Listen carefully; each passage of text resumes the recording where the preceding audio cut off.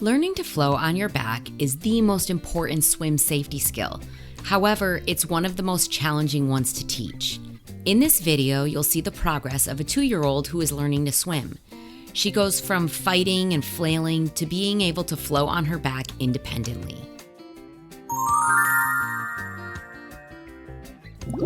Before we jump in, if you want more help teaching your child to swim, be sure to grab our free beginner lesson plan at daybreakswim.com/lesson plan.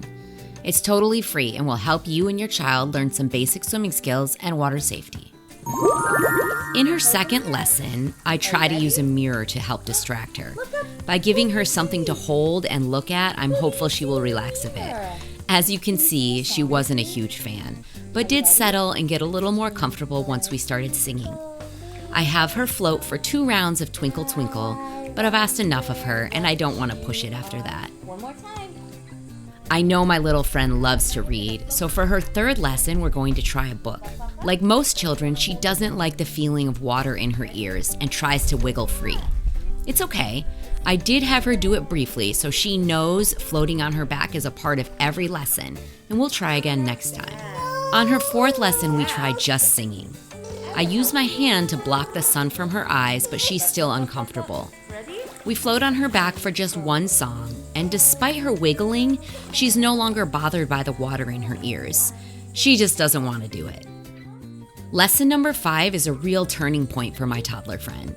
I found she likes to hold a toy to take along, and she likes to sing the ABCs instead of Twinkle Twinkle. Watched how relaxed she is. What a big difference from her previous lessons. On lesson number 6, she's so relaxed that I am able to take her slightly off my shoulder. My shoulder is still under her body, but she's barely resting her head on me, and her ears are fully submerged in the water. Here we are at lesson number 7. I want to attempt to take her off my shoulder, and instead use my hand behind her head.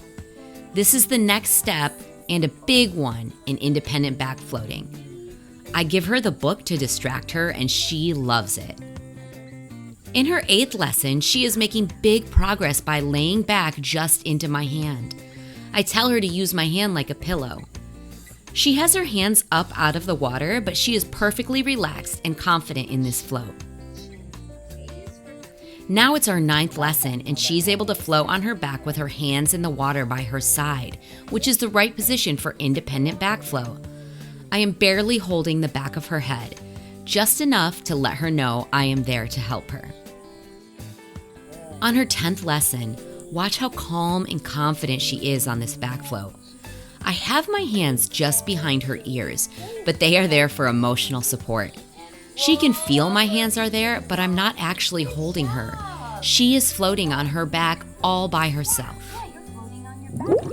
Remember, if you need more help, grab our free printable lesson plan at daybreakswim.com/lesson plan. And if you found this video helpful, subscribe for more videos about teaching your child to swim.